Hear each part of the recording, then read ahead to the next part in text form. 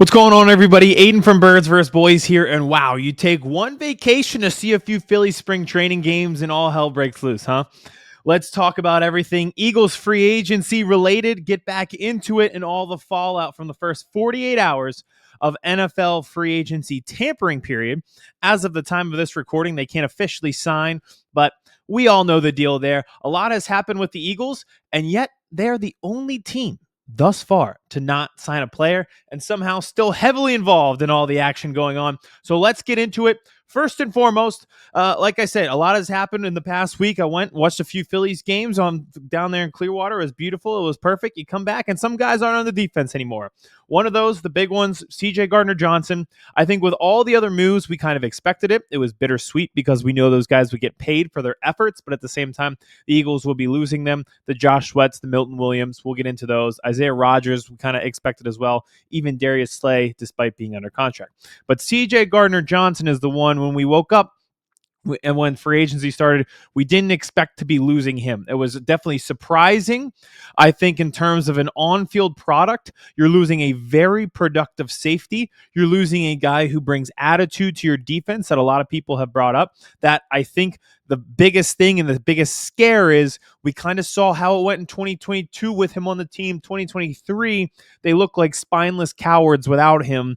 They were scared when the 49ers kind of jumped them, but pregame, and it just didn't sit right here in Philadelphia as a form of football that this team should be playing. People are a little hesitant now letting him go again, seeing how that went.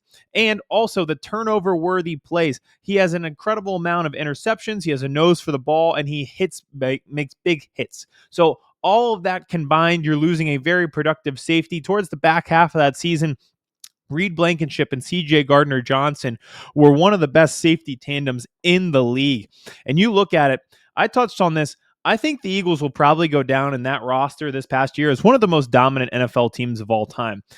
One of the ways that you can show that is what happened when some of their starters went out. The only loss they had from September on was in Washington when Jalen Hurts went out with the concussion. They had a few guys, Dallas Goedert didn't play as well, but they had a few guys go out on defense, including CJ. When he gets ejected, controversially, for some trash talk, which we loved. We walked that fine line. And you saw how different the defense got. I was there, and it felt like they really struggled with communication, struggled to know where to be. They got beat deep.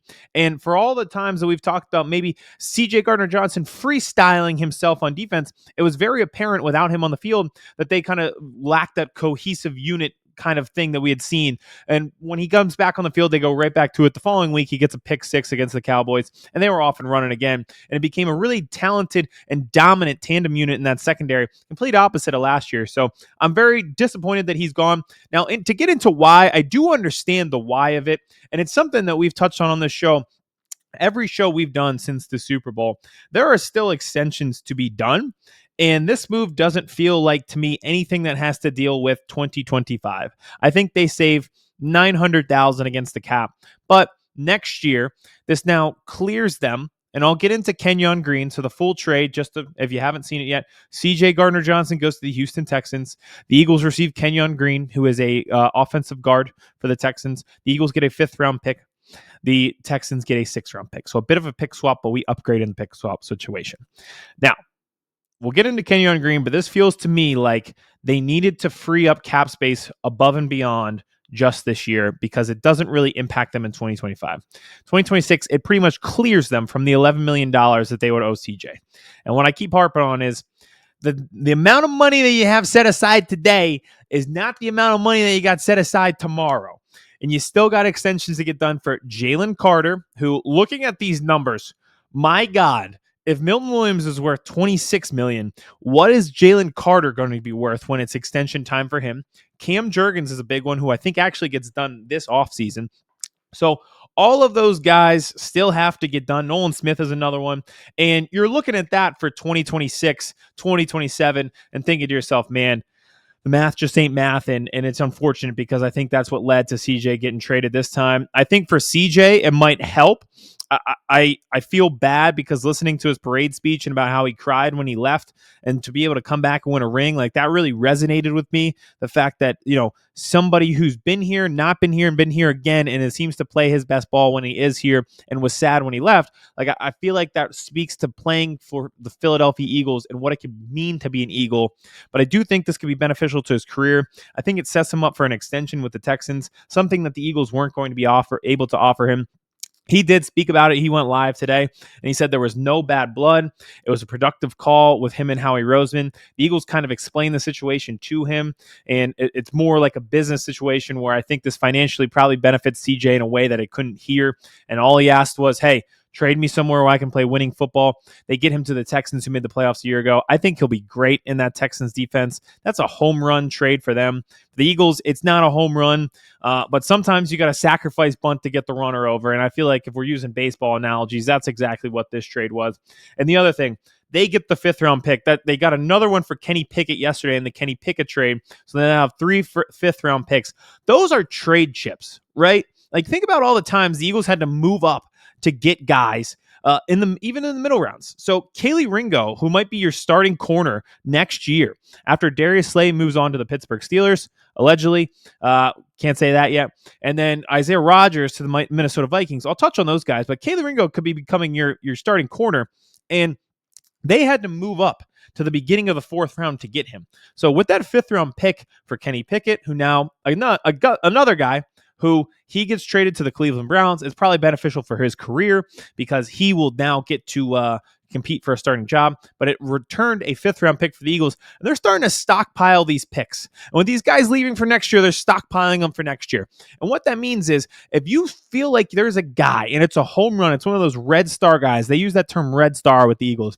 This allows you to move up and get those guys. If you're looking at the clock and you're saying Malachi Starks from Georgia, the safety, he's our guy at pick 32, but I'm looking at the draft board and they're sitting there at 25, and I'm doing the math. And 2 teams that are at 27, 29, they're not going to pass on this kid. I got to make my way up. How can I do that? Well, I could trade my 4th because I have 3 5ths, or I am 2 picks away. I could give up that extra 5th because I still have one.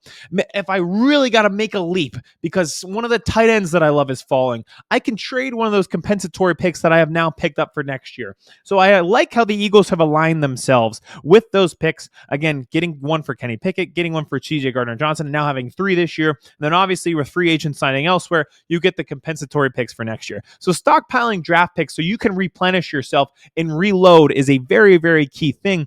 And you're seeing it with these numbers out there for some of the contracts that have been signed. It's shocking to all of us seeing the contracts for players that you're like, man, they're good, not great. These numbers are stellar.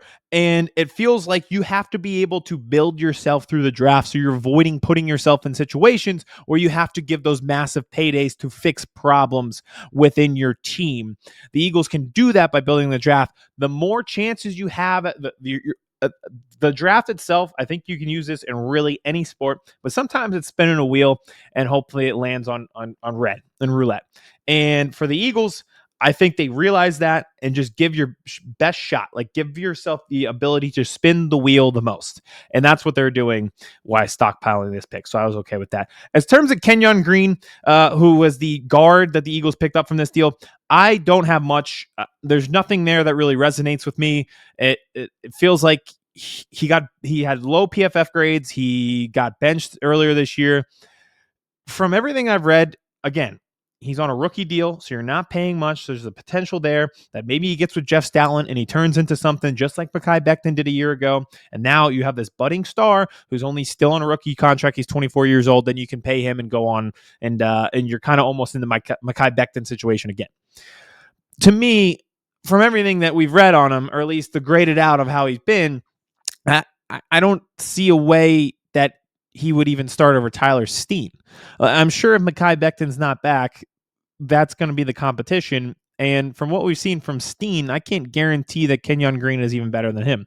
But again, you got to be optimistic because a year ago they signed Mekhi Becton and they were like, that's good backup tackle depth. And then he turned into a starting near level all-pro guard who was pretty good. And again, just real quick on Mekhi Becton, I'm not going to touch on him a ton tonight because he hasn't signed yet, but I do think that there is a legitimate chance that he could be back with the Eagles.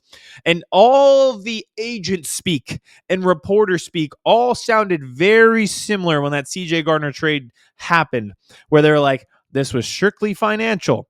There was no behavior issues involved in this. And this does not mean that the Eagles are out of Mekhi Becton. And you saw that from like 6 different reporters. So this is clearly the Eagles are telling them what to say.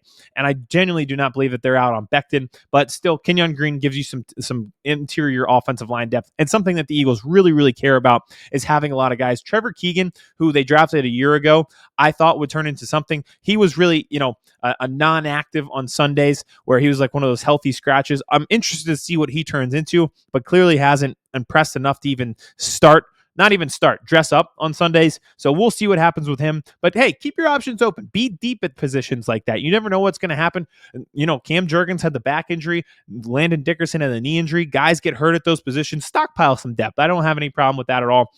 But I'm not going to be over the moon for Kenyon Green for CJ Gardner Johnson at the base of it.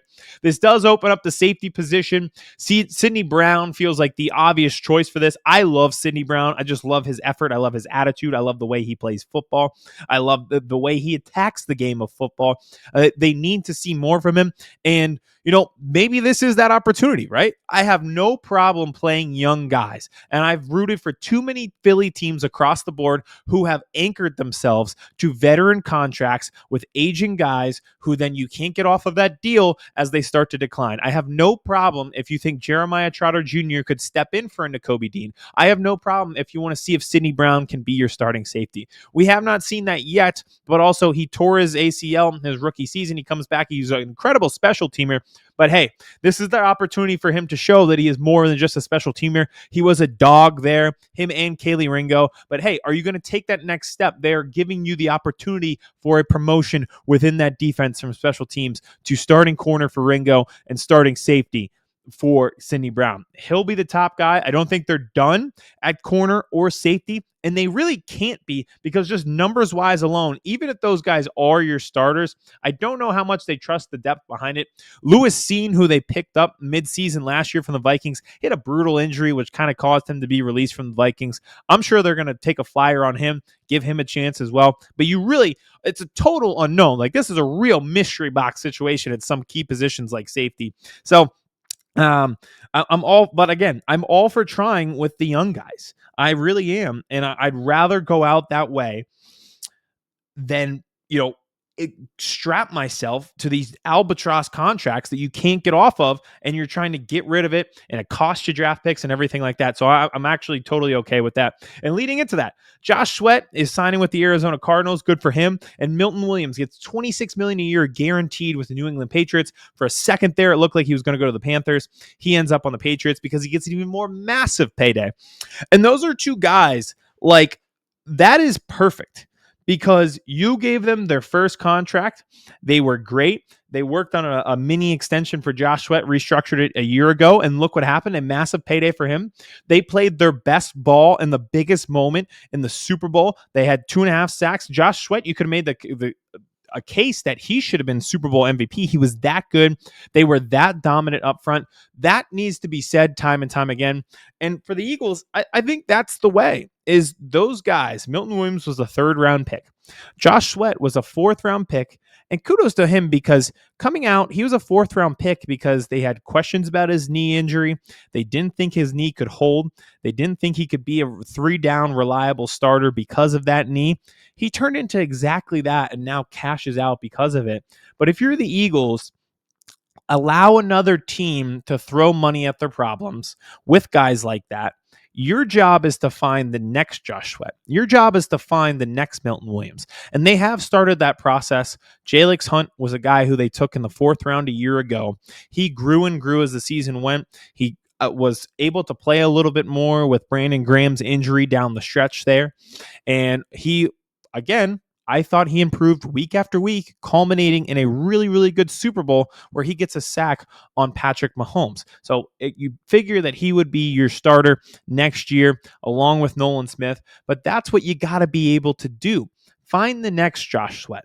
Find the next Milton Williams. When Milton Williams was drafted, I know the funny story about it is If you guys remember, Milton Williams was the fist pump fiasco guy, where Howie goes to fist bump Tom Donahue in the war room. They catch it on ESPN, and he refuses to fist bump him because we took Milton Williams. Then they get on TV, and they're like, well, what's a comp for Milton Williams? I'm like, oh, Aaron Donald. Like, wait, what? We're arguing over this guy, and his comp is Aaron Donald coming out of school? So that whole sequence was hilarious. But again, they were able to find a guy like that in middle rounds from Louisiana Tech. And where did Jalix Hunt go? You know, he transferred from Cornell to a small school in Texas. Find those guys, replace, and be able to bolster your depth through the draft. And I think they've done a good job of that, especially last year, where I don't know if they even missed on a pick. My gosh. But that's really what you got to do, and that allows you to keep the core together the other way. And again, like I mentioned, they're not out on Mekhi Becton. I'll get into Goedert here in a second. But again, I do think that they're going to be heavy on tight end in the draft, and I think that's one of those guys. If I had to pick a position that you're going to see them take in the middle rounds, it would be tight end to kind of bolster that position. So Dallas Goedert might be the next name to be moved within this free agency fallout.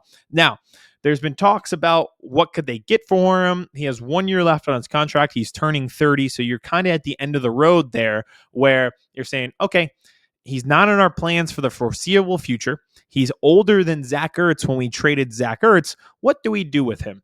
And I can definitely see why they would kind of attract the trade market for him or see what was out there for him just to see if they could once again pick up another pick. But again, they're kind of projecting for the future. I will say this with Goedert.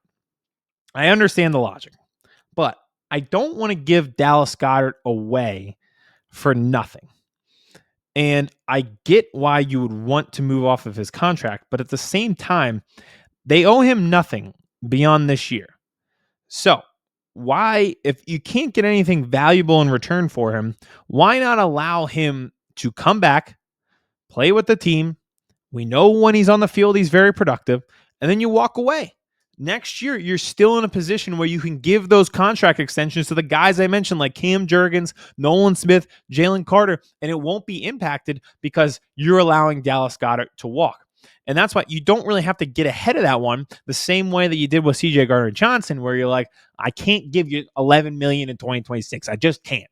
Where Dallas Goedert, they owe him $0 in 2026.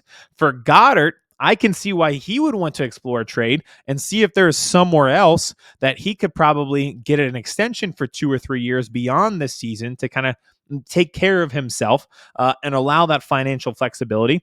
I think a team for him would be the Colts, who continued to struggle at tight end. They've now invested in the quarterback position heavily by taking a top 10 pick in Anthony Richardson and then doubling down by giving him competition with Daniel Jones. What do you have to do if you're going to invest that heavily in quarterback position? Get weapons for that quarterback. They haven't been able to do so with their tight ends in the past few years. And Dallas Goedert might be that guy. If there was a team that would give the Eagles a 3rd or a 4th round pick for him, I think it would be that. I don't think anyone's going to give you a top premier pick for a guy with 1 year left who's turning 30. But again, I'm not just going to give him away, right? Like he's a productive member of this offense, and they don't have anyone under contract for next year at that position, because Grant Calcaterra is also a free agent. So it's a little different than the Zach Ertz situation where they knew that they could trade him and just move off of him and his contract because they had Goedert waiting in the wings. It's not like that this time around. It's not even just a talented player. There isn't a player, period, waiting in the wings at that position. So I think that's an interesting one to keep an eye on. There'll be trade rumors for him. If he does get moved, I feel like that's kind of a draft day situation, kind of like a inverse DeAndre Swift, where we picked up DeAndre Swift coming in. I could see a team in the mid rounds being like, hey, valuable veteran and Goedert, 1 year left. Yeah, why don't we just throw a 5th, 4th round pick at that, see what we can do with it, like the Colts, like I said. And that allows the Eagles to kind of see how that draft board's going, see if like the tight end from LSU fell to them in the 2nd round. And if they pick him up, be like, all right, now we feel a little bit more confident that we can move on from Dallas and not think we're going to be a total disaster blocking at the tight end position and catching at the tight end position next year. That'll be an interesting one. But that feels to me more of a draft day type of thing. Now, Again, playing the young guys was a big thing to me, and I'm still about that. And I think they're going to get a lot of opportunities. Darius Slay, as I mentioned, going to the Steelers. I have some family who is from Pittsburgh. They grew up working in the steel mills out there in Pittsburgh. I think the first podcast from Darius Slay after a loss might kill them. So I'm a little worried, but good for him. I think it will be a valuable opportunity for Darius Slay to kind of finish out his career there in Pittsburgh. That opens the door for Kayla Ringo. I would assume Cooper DeJean is going to stay in the slot. And then we talked about Sidney Brown kind of being at that safety position. I think he's your starting safety starting next year, unless for some reason Malachi Starks from Georgia falls down the board to you at pick 32. So let's see what else we got here. I will say this. A lot of the things that I said in this podcast so far, I think a lot of the fan base has been saying the same thing, whether it's in group text, social media. The overwhelming majority of people are on board with this. They understand that this could be a little painful. We're losing guys that we've rooted for 4 or 5 years. Josh Sweat we drafted him. We watched him grow. We watched him turn into a budding star. Milton Williams, we were really excited about him and his potential, and he has hit that. Isaiah Rodgers, and that's another guy, going back to the mid-round pick thing. I know we didn't draft him, but it was a 6th-round pick, and they took a flyer on him because of his gambling suspension. But good for him for getting the opportunity to start. And that's a solid contract for Isaiah Rodgers. But he was the perfect 6th man. And that's more of a basketball analogy, but it's somebody who could come in and give you some minutes, give you some snaps. And he did that when Darius Slay had a knee issue. He could come in and when Quinyon went out with the stinger against the Rams in the playoff game, you felt comfortable and confident putting Isaiah Rodgers in there. Do I think he could be a reliable starter over the course of 17 games? I'm not sure yet, but the Vikings are willing to take a test on him. He is only 27, but it is hard for me to justify $7.5 million a year to a guy who hasn't been your full-time starter and you don't know. I would rather take my chances with a young budding guy like Kaylee Ringo and just seeing if the young guys can play and trying to save money that way. So again, I think the overwhelming majority of Eagles fans do feel that way, that it's going to be painful to lose guys, but it's the process of circle of life in the NFL. And I'd rather be the team not feeling dream teamy and not throwing money at holes on the roster. And I think with that, it's because there are so little holes on this roster. There are things that they need to address. There are things that they need to fill position-wise. But the overwhelming majority of Eagles fans have realized what the situation and what the reality of this is. They have an insanely talented core. And if the people aren't on board, I'd say it's like literally maybe 2% total that are like, what's the plan? What's the Eagles' plan? What's the plan for Howie? The plan is trade for A.J. Brown and have an all-pro wide receiver to go along with the first-round pick you used on a wide receiver. The plan is to sign Saquon Barkley, have him run for an NFL record in rushing yards, and then sign him to extension. The plan is to re-sign Zach Bond, who is an all-pro this year. The plan is to, when the only few times in the past decade you were bad, use a top 10 pick in the trenches on Lane Johnson, who's going to be a Hall of Famer, so you could keep him in-house for his entire career. And then on the other side of the ball, draft Jalen Carter, who could be a potential Hall of Famer, top 3 defensive tackle already through 2 years. Keep him on your line. The plan is to take flyers on guys like Jalix Hunts and see if they work out. That's the plan. They've already committed to the plan. You see the plan. Even if Mekhi Becton does not come back, as the roster sits right now, 10 of the 11 starters on offense from a year ago are back. They're locked up. The only one that you still have to get an extension done for is Cam Jurgens. Every other player is under contract for the foreseeable future. And you got the 2 most important guys done who are all pros. You got Saquon done and you got Zach Bond done. Even with the numbers that are moving out, Josh Sweat, Milton Williams, Darius Slay, Isaiah Rodgers, you still have 7 CJ Gardner Johnson. You still have 7 defensive starters from a year ago under contract. And guess what? This is still one of the youngest teams in the NFL, which means you have a lot of productive players on rookie contracts still. Quinyon Mitchell, Cooper DeJean, Jalen Carter, Nolan Smith, household names already that you are not paying big dollars to. That was the plan. We already did the plan. So when you're asking, oh, what's the plan? What's the plan? What's the move? We did it. We won the Super Bowl in one of the most dominant fashions of all time. and then didn't have to really do anything major to run it back. And you didn't have to shell out a lot of money to make it happen. They did the plan. They succeeded at the plan. The plan was flawless. So the people asking that, I think it's literally, like I said, this might be 2% total of the fan base. I think 98% is on board with it. The plan succeeded, and we're just continuing with it. Now, across the league, I thought there were some other interesting free agency things. I'll get into the rest of the division. I think value-wise, Chris Godwin, obviously back to the Bucs. They mentioned it many times on NFL Network, but he took a hometown discount to stay with the Buccaneers. So that's great value for them to keep Mike Evans, Baker Mayfield, and Chris Godwin there. So I thought that was a great play for them. I think Devontae Adams, in terms of veterans, I'm excited to see him with the Rams and with Matthew Stafford. I know he's near the end of his career, but I think he's in a much better situation than he was with the Jets. So that one makes me curious. Najee Harris is signing with the Chargers. That's another veteran where I'm like, yeah, that might make sense. They had the stat that he's started all 68 games in his career. Well, take that durability and then add it to a Harbaugh offense where it's kind of, ground and pound. I think that could be the best environment for him. So there were some things there. I like what the Bears are doing where realizing the issue, it's kind of like the Taylor Swift song, I'm the problem, it's me. They knew what the problem was, and it was the offensive line. So they go out and trade for Joe Thuney. They signed some other people there on the offensive line. So I thought that was I think they are attempting to address the problem, and that's the best that you can hope for. The Patriots spent a lot of money. I love Milton Williams. I don't know if I would give him $26 million a year because, my gosh, if he's worth 26, what's Jalen Carter worth? 34 a year? So that's the one that I look at. But at the same time, then they got Harold Landry for a great deal after he was released from the Titans. So I do think some teams that were out there have done a good job. The numbers are staggering, though. To bring it home for Birds versus Boys in the NFC East, a lot of teams I think did some good work. I'm going to go around the NFC East. I think the Cowboys is the easy one to knock out right here. They barely signed anyone. I noticed today that the last time they put out a free agency contract for a non-free agent of themselves was Greg Hardy. If you remember him, he is now a UFC fighter. He was suspended for domestic violence. That is the last free agent they gave over $6 million to, who was not a free agent of their own. So they're doing what the Cowboys do, which is not spend money on anyone. Now, the other two teams, they've been active.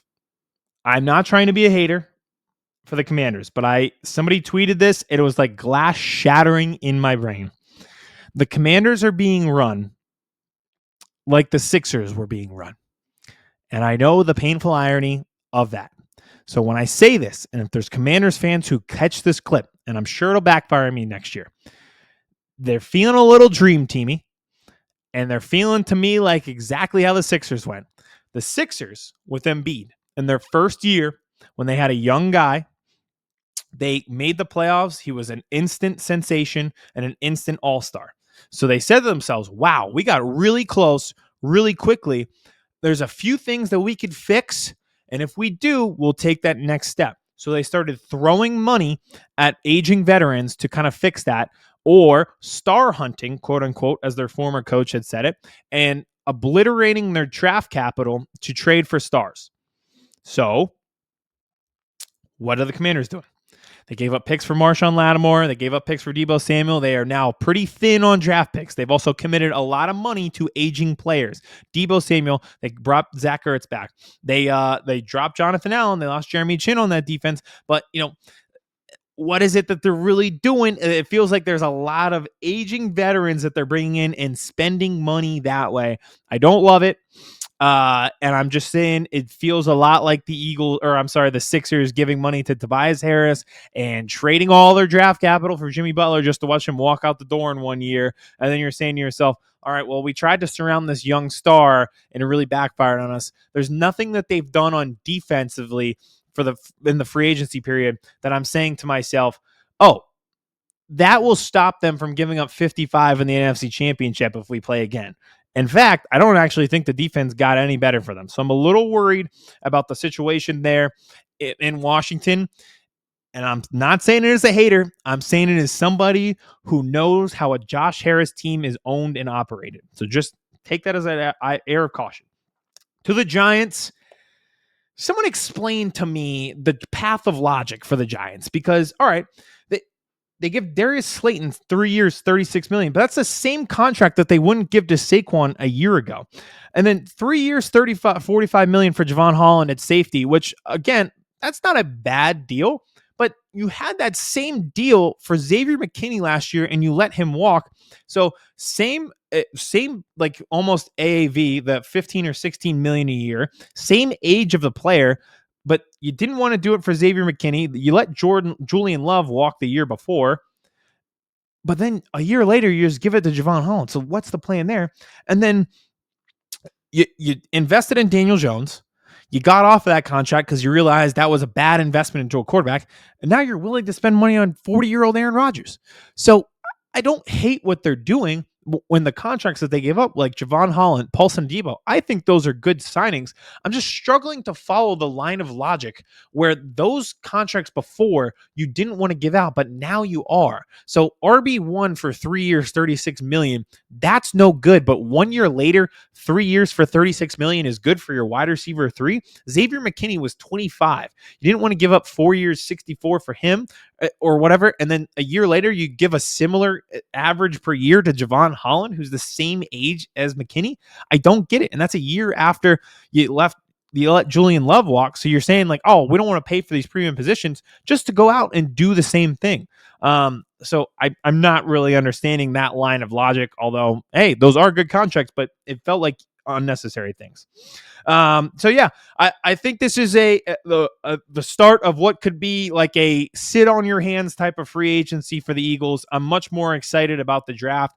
I will say this to end it. I do think there is a good chance that Mekhi Becton is back. I don't think they would have put that out there if they didn't believe it. So I'm really, really hopeful that you could see him back there. But aside from that, I really don't see any splashes. I'll give some predictions for guys that I could see. This is just a kind of, I don't know how excited people would be about this. I wouldn't consider it a splash. It's more, playing sharks and minnows in the deep end of the pool. It's not really doing a cannonball. Devin Duvernay is a return specialist from the Ravens. Really good speed. I don't know if the plan is to allow Cooper DeJean to continue to return punts. Kenny Gainwell was your kick returner. He's likely to leave in free agency, so you'll probably need somebody there. Duvernay is probably going to be relatively inexpensive. I could see the Eagles maybe going for that one. Azeez Ojulari is a name that people have been bringing up on the edge. They do need to bring in an edge. And guess what? They do have cap space to spend. They just haven't spent it yet. They're ironically the only team who hasn't given up anything so far. I think Ojulari would be interesting. And they said this on Inside the Birds, and it kind of stuck out to me. Is like Nolan Smith and Jalix Hunt are similar in the sense that they are insane athletes with great bend who can fly by a tackle, but they're not really like power punchers at that position who can kind of push a tackle back into the backfield to stop a run or to put pressure on the quarterback that way. So they need a guy like that, similar to what Brandon Graham could do. I don't know if Azeez Ojulari is that. I'm just bringing up guys at that position. They do need to bring in somebody at that edge rusher position still. So they're not done, but they also haven't started. So there's a lot more to cover. We'll be back. I got a few interviews coming up this week. We'll talk about all things related. It's been great so far. I do think the NFL never sleeps, and it's been fun to follow the offseason so far. It was fast. It was furious. All these different deals. Twitter was down, so you're checking anything you can check to see what was going on. It was chaotic in a beautiful way. I love it all, and we'll continue to react to it all as it comes in, and we'll have a few more shows for you this week. So I know it's been kind of a slow start to free agency. We're saying goodbye to some guys who are truly beloved, and I will genuinely appreciate all of their efforts to leading us to another Super Bowl. Josh Sweat, Isaiah Rodgers, Darius Slay, Milton Williams, CJ Gardner Johnson. You guys, I genuinely appreciate it all. Thank you for bringing a ring to Philadelphia. And thank you to all to subscribe to Birds vs. Boys. We'll be back later this week with more content.